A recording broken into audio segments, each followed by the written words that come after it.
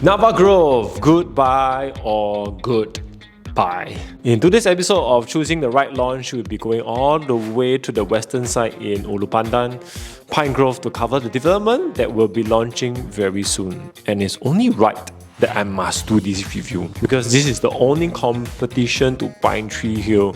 And for those who are here for the first time, my wife bought the unit at Pinetree Hill, and please find the link at description to 2 separate videos on why we chose this development, Pinetree Hill, as our top investment choice for 2023, even turning down the lights of Grand Dunman. So I hope to be unbiased with my assessment on this plot, okay? At this point of recording, I've only caught sight of the artist impression and the breakdown of sizes available, but I'm going to jump onto this early because with just the 2 above, I can make numerous assumptions and scenarios to see if it's something you can buy or probably not. First things first, what is a Nava Grove? When I first heard the name, I tell myself, wow, win already, man. No fight. Pinetree Hill versus Nava Grove. Pinetree Hill sounds so atas versus, like I said, Nava Grove. Then I saw the artist impression. I was like, now this is like Pinetree Hill leh. Even the grounds are like copy and paste, no? Which is a good thing lah, because Pinetree Hill really does look awesome. Imagine having a pair of good-looking twins. Spoiled for choice, man. Now, brief introduction about Nava Grove. It is a government land sales developed by MCL Land, quite a reputable developer. It falls under the new harmonization ruling. Plot was bought at 1,223 per square foot per plot ratio, with a projected break-even price of about 2,120 per square foot. Now, if I were to factor in the harmonization effect of about 8%, you can say the break-even is about 2,300 per square foot. Now, Pinetree, on the other hand, was purchased at 1,318 per square foot per plot ratio, and with its break-even standing around 2,250 per square foot. Now, on day 1 of launch, the average selling price of Pinetree was about 2,450 per square foot, representing a small profit margin of somewhere around 9%. If I were to use the same probability of 9% to guess what the price might be, then Nava Grove could be selling at average around 2,550 per square foot. But mind you, this is under the new harmonization ruling. I expect per square foot to be much higher in totality. Now, with this price range, I will cover that in the final part of the video. So let's jump straight into the QPE framework. Now, first of all, quality, land size, facilities, and facade. 3 blocks of 552 units sitting on a 270,000 square feet piece of land. If the artist's impression looks very similar to Pinetree, then I think the standards should be quite high lah. Nava Grove is marginally larger in size than Pinetree Hill, and given I have only gotten a look of the outlook, I would like to judge that it's gonna look pretty amazing. Point number 2, layout. I have absolutely no context of how it looks like, but do take note that this will be under the new harmonization ruling, and given we are slowly seeing more and more such developments, the layouts are actually still quite similar to the projects that are pre-harmonization. Now, MCL Land's track record of layouts are also pretty up there, so I'm going to go with the assumption that it shouldn't be that bad. Now, point number 3, location, MRT, and amenities. Same thing as Pinetree Hill, mass market consumers will fault the lack of MRT and amenities as their main reason of not buying Nava Grove. I'm not going to argue with them on that. But then again, I repeatedly emphasize that those buying into this neighborhood don't have such factors as deal breakers for them. The lack of MRT is typically not an issue at all, and if the MRT is a baseline for you, then very likely you won't even consider coming to this neighborhood lah. Or you can just skip to the next video and search for Chuan Park or something.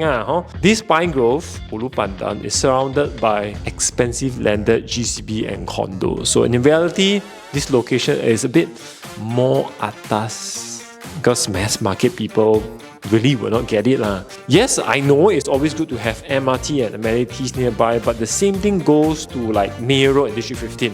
If I take away the MRT from the stretch of road, there will still be takers for it. Most importantly is if your quality and the exit strategy is good, then the price will determine everything. Point number 4, views. Given how the artist impressions are looking, I would assume it's going to be a north-south facing. North facing, looking out towards the Clementi Forest. Now, under the master plan, the forest is still under the zoning of subject to detailed planning with a small little green corridor or something like that. At the moment, it should be quite an unblocked view. What comes after in the future, that one nobody has any idea. Now, inwards facing will be the pool facing, and given we know how Pinetree Hill is being built, your pool view should be quite insane as you overlook that of not only your own pool view at Nava Grove and also the pine tree facade.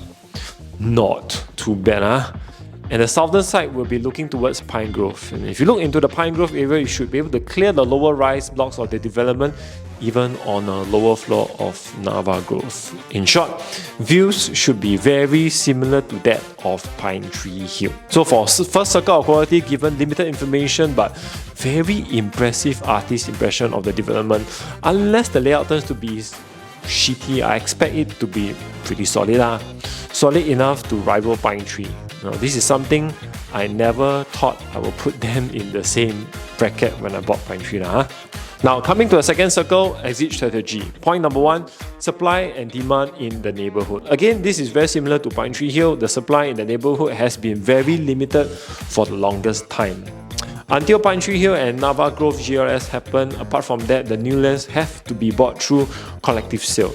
And since both Pinetree and Nava Grove are alike, I expect them to really compete with one another first before competing with the older resale properties. Why?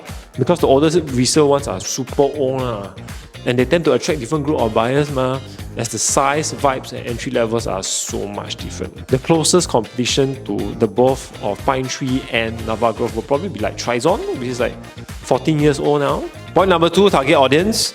Well, the target audiences here, as mentioned, are HDB upgraders expect to come from probably the Clementi, Dover, Commonwealth and perhaps the Dawson HDB enclave.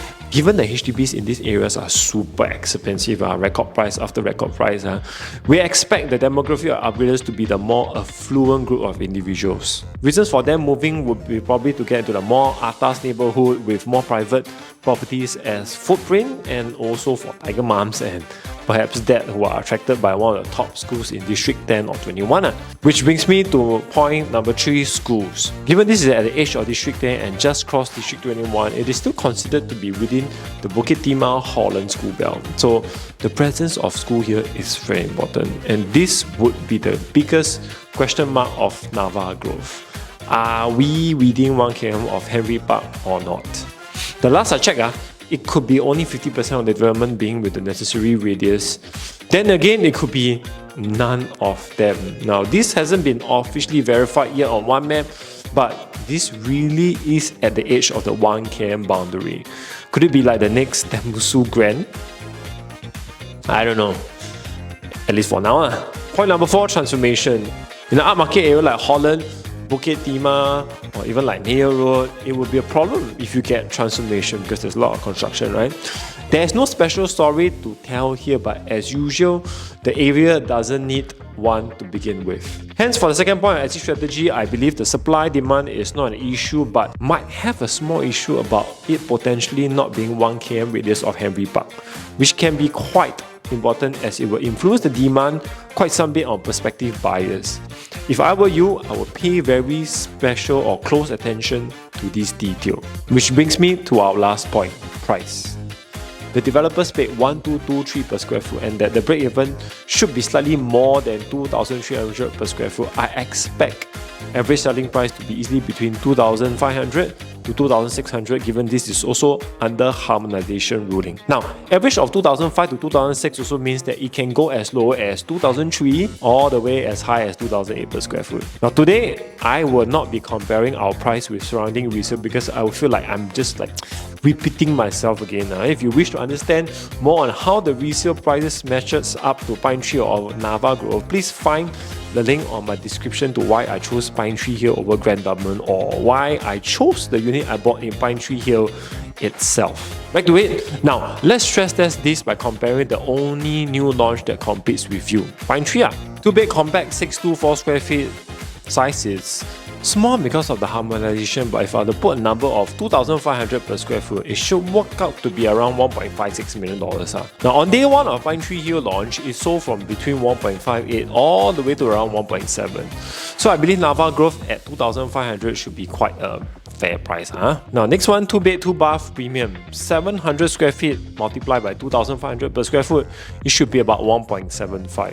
Pinetree on first day started at about 1.71 million. So I think this one also quite aligned. Now, 2+ study, 786 square feet.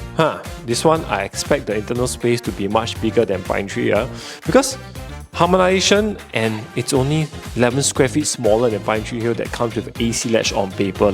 Very likely the space will be bigger.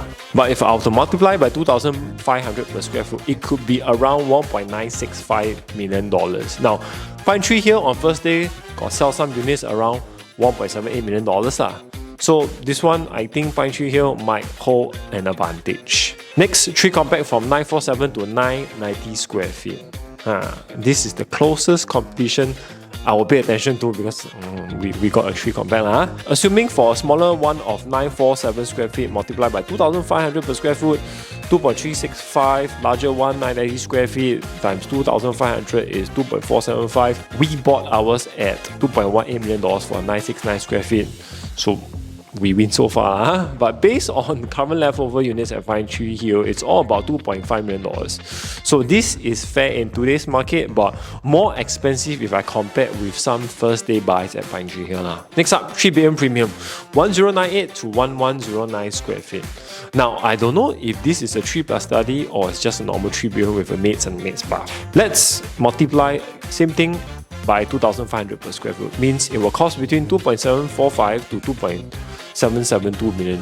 Now, if this one turns out to be a plus study, good, then this will be a much better price than the 1216 square feet 3+ study unit at Pinetree Hill, as the average price there is between $2.9 million to $3 million.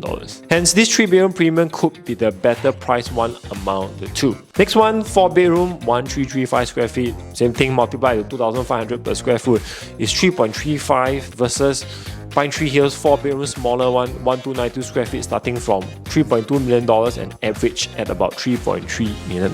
This also means the pricing is in line with Pinetree Hill. Both are neck for neck in terms of comparison, but given this is under harmonization and it's already 1335 square feet before AC latch calculation, means it's the older days 1,400 square feet, right? So what does it mean? It means the sizes for this range of 4-bedroom should have more space internally, which is a good thing lah. If somehow you manage to get a good price on it, as the end users here who are a little bit more atas might appreciate bigger space, but then again, my guess is this unit type doesn't have private lift. Otherwise, they won't have another 4-bedroom with the word private lift to highlight the differences, right? So Pinetree Hill might have an advantage on this as it has got a private lift. Now, next for 4-bedroom dual key, what a turn off. I don't even want to compare this. Move on, nobody cares about dual key. 4-bedroom premium plus private lift. Wow, this one's super big. 1550 square feet multiplied by 2,500 per square foot, 3.875 versus the 1464 square feet at Pinetree Hill, averaging between $3.5 to $3.6 million. Now, Pinetree Hill wins this in terms of pricing, but 1,550 square feet post-harmonization is really big. And for 4 to 5-bedroom buyers, as I mentioned many times, who has the budget, they probably wouldn't mind paying for something higher if the space is really much better. So unless I understand how the floor plans and layouts are being designed, I will reserve my judgment on this, because personally speaking, Pinetree Hill's best layout has to be this 4-bedroom with private lift. Okay, it is even more efficient than the 5-bedroom units. So Nava Grove has to do something really amazing to beat this layout. But at the moment, this might still be more expensive than Pinetree Hill. So Pinetree Hill wins for now. And finally, the 1722 square feet 5-bedroom private lift unit, if I multiply by 2,500 per square foot, it should land at around $4.3 million.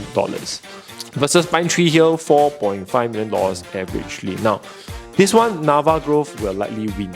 And although I don't know how the 5-bedroom looks here, I know how the one at Pinetree Hill looks. And I always say this one thing about the 5 bedrooms at Pinetree Hill. It is very average. Nice living, dining, kitchen, but the long hallway really has a lot of wasted space. It's meant to cover the walkway of 4 bedrooms stuck at one corner. I don't really fancy this layout, to be honest, so I suspect the 5 bedrooms at Nava Grove should easily beat it lah. So in conclusion, if Nava Grove launches at the average price of 2,500 per square foot, there's really not much to separate the two. The smaller sizes are much smaller, hence the entry level might be lower here, but as we get bigger, we might become more and more expensive than Pinetree Hill.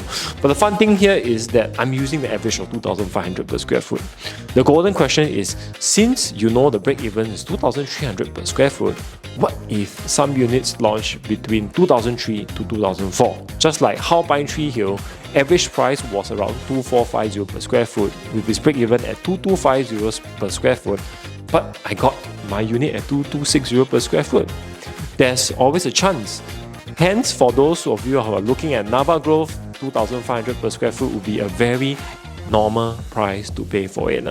If the development fits your requirements, everyone loves it, then just go for it. But if you're looking purely from a numbers point of view, if you can get a sniff of 2,003 to 2,400 per square foot, you can seriously give this one a good consideration. Now at this juncture, everyone is playing the guessing game of the pricing, and the only thing we can do right now is to just wait.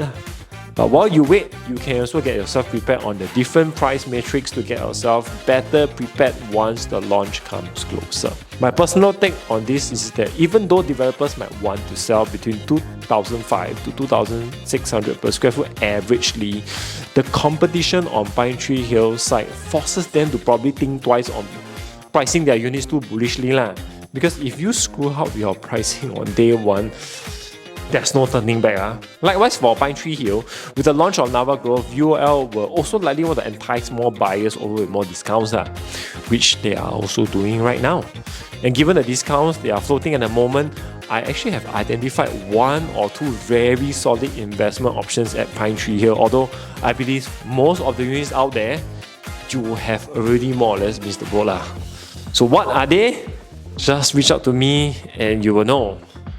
Also, the launch of Nava Grove is expected to be coming very soon. If you're someone who is keen to visit the show flat, you also can reach me via the following.